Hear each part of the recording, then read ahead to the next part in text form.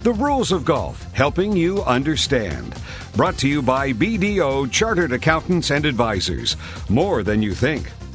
Today on the BDO Rules of Golf, we're actually going to figure out where the rules of golf come from. It's a question that we probably don't think about. We just sort of accept that they're out there, but obviously the rules change and they need to be updated. And joining me here, Brent McLaughlin, Director of Rules and Competitions for Golf Canada and the RCGA. And Brent, I guess it's a simple question, but where do the rules come from? Well, they come from the players themselves. You know, players that are involved in the game.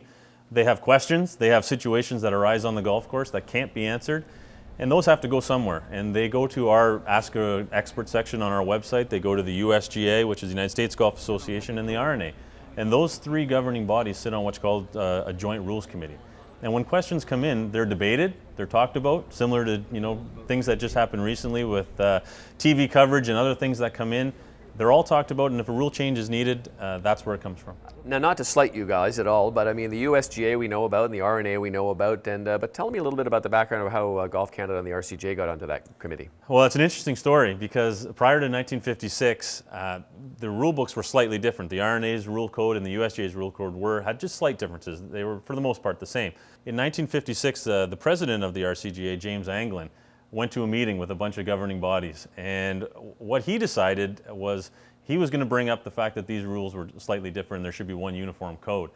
Thanks to his persistence and his suggestion, they said, you know, it's a good idea, and because you brought it up, you're going to sit on the committee as well.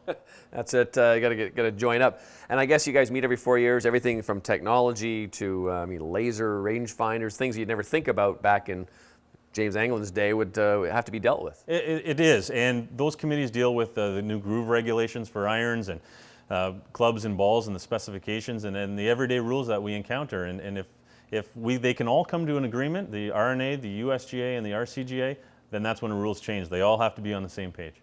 There you go. There's the answer to the question, where do the rules come from?